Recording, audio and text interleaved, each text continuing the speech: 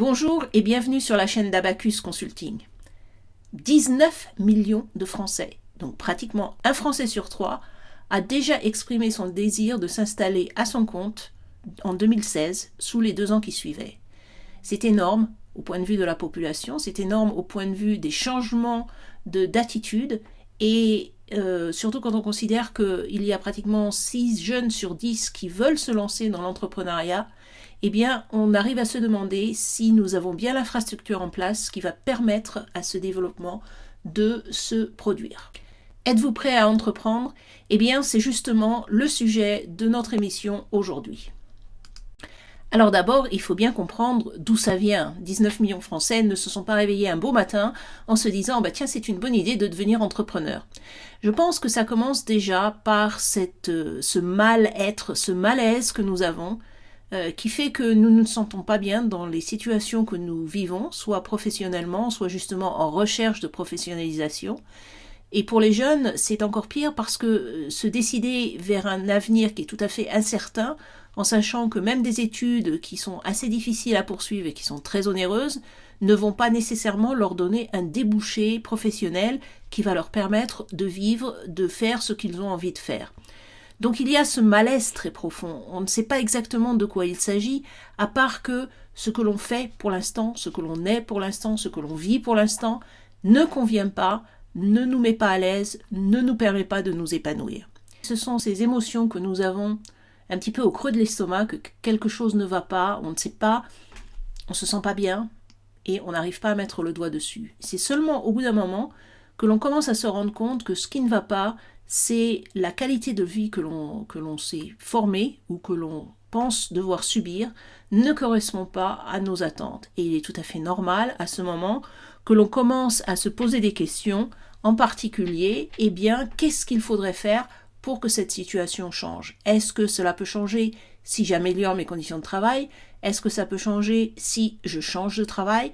Ou au fait, est-ce que cela change parce que je ne supporte plus, je n'ai plus envie, ça ne m'épanouit plus de continuer à travailler dans une entreprise, dans un système où je ne me sens pas valorisée, où je pense que les gens ne comprennent pas ce que j'ai vraiment envie de faire, ou qu'eux-mêmes n'arrivent pas à me donner la possibilité de le faire. Finalement, on arrive à se dire, si moi je prends la responsabilité de ce que je fais, peut-être que je gagnerai moins de sous, mais j'aurai une liberté dont je n'ai pas la possibilité d'utiliser aujourd'hui. Et en plus, je serai maître de ma destinée. Et ça, je pense que c'est quelque chose qu'on a tous rêvé d'avoir, la liberté de décider ce qu'on va faire. Un jour donc, on se décide, on va devenir entrepreneur. On va former sa propre société ou sa propre activité. Et là, tout le monde commence à nous regarder comme si on était descendu de Mars ou de la Lune, ou qu'on était tombé littéralement des étoiles.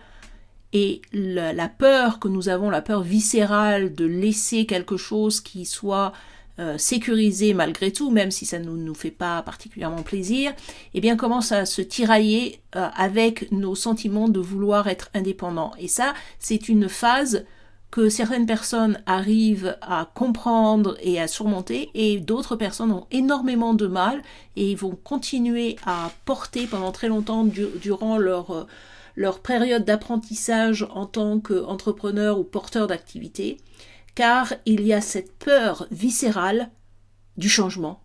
Même si on sait qu'on n'est pas à l'aise dans ce qu'on a, changer, c'est très souvent encore pire pour quelqu'un, et du coup on ne sait pas vers quoi on se dirige, et on a très très souvent très peu de support, soit de la famille, soit des collègues, soit de l'environnement, des amis qui vous disent tous, tu es complètement frappé, reste où tu es, tu ne sais pas ce que tu vas faire, tu n'es pas formé pour. Il faut quand même admettre que ceux qui essaient de nous empêcher de devenir indépendants ont des statistiques sur lesquelles se rabattre qui sont assez impressionnantes. Par exemple, même si entre 2015 et 2016, plus d'1 demi-million de personnes en moyenne chaque année se sont lancées à créer une entreprise, et malgré cet enthousiasme débordant, il y a plus que 66% de ces entreprises qui sont encore vivantes à leur 3e anniversaire. Et quand on passe à 5 ans, il n'y a plus qu'une entreprise sur 2 qui existe encore. Donc il y a eu un énorme gâchis, une énorme perte, et il faut bien réfléchir que ces personnes, donc une personne sur deux qui se sont lancées avec beaucoup d'enthousiasme, ont énormément souffert de la faillite de leur entreprise, de leur manque de résultats dans leur entreprise. Ces chiffres sont bien pires en fait également lorsque les entreprises ne sont pas accompagnées. Alors qu'est-ce que ça veut dire? Ça veut dire qu'il y a un soutien quelque part. Et s'il y a soutien, eh bien c'est qu'il y a un besoin de monter en compétences. Et les personnes qui veulent se diriger vers une indépendance personnelle et financière doivent quand même savoir ce qui les attend et ce dont elles ont besoin pour assurer la pérennité de leur entreprise. La peur, vous savez, la peur que les gens ont au début, quand ils ont une situation, quand ils ont un bon salaire, ou même pas nécessairement un bon salaire, mais quand ils ont une certaine sécurité, eh bien, avant de se lancer, et même au début du lancement, et même bien plus tard, lorsque l'on commence à être bien mieux établi, eh bien, on a quand même toujours cette peur, ce tiraillement à l'estomac en se disant « Est-ce que je me trompe pas ? Est-ce que je suis capable ? Est-ce que ça va marcher ? Est-ce que mon idée est bonne ? Est-ce que les clients vont venir ? Etc. etc. » Et donc, cette peur viscérale agit en ciseau avec notre besoin d'indépendance, et si nous ne sommes pas accompagnés, en particulier sur la compréhension des compétences qui nous manquent, eh bien cela peut arriver à conduire à l'échec.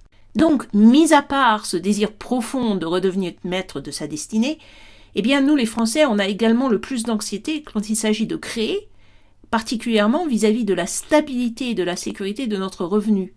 Il faut dire qu'être entrepreneur en 2018, c'est vraiment prendre un gros risque, celui de se retrouver tout seul aux manettes d'un véhicule, en pénurie de carburant et personne pour vous dépanner. Parce que, en fait, vous l'avez bien compris, ce ne sont pas les banques qui partagent notre enthousiasme débordant pour la création d'activités.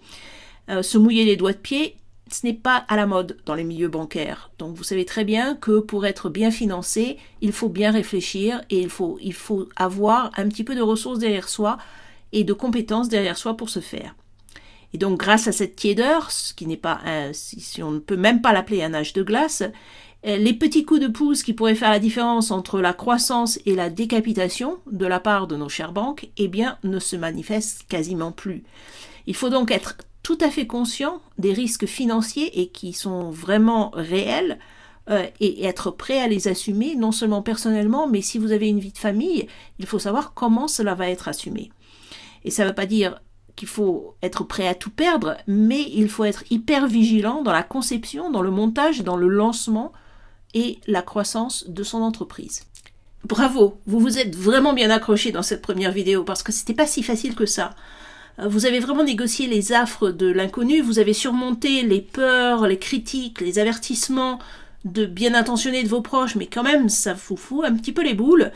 Et puis vous vous êtes quand même décidé de vous lancer finalement tout seul à la poursuite de vos aspirations, avec quelque part cette conviction intime que quelque chose, quelque part, va fonctionner.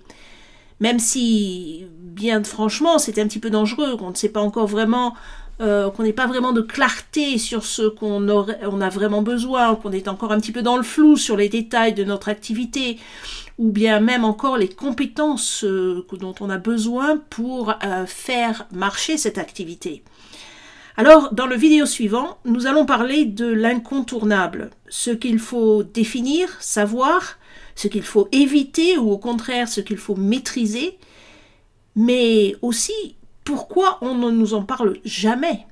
Alors, rendez-vous dans le prochain épisode, dans notre prochaine vidéo, où nous allons nous attaquer à tous les véritables obstacles qui apparaissent lorsqu'on se jette dans le grand bain et qu'on n'a pas fait attention si la marée était haute ou basse. On va parler de l'importance de bien choisir son activité. On va aussi parler de l'importance de faire un plan, un business plan, mais pas de la façon dont on vous le dit, simplement pas pour la banque, mais vraiment pour vous-même, pour être capable de gérer votre activité. On va parler du temps, on va parler de clients, on va parler d'automation, on va parler de retour sur investissement. Et en conclusion, on va regarder que les idées de business qui vont vraiment cartonner pour vous, et comment valider votre idée. Donc rendez-vous très rapidement, à tout de suite sur notre prochaine vidéo.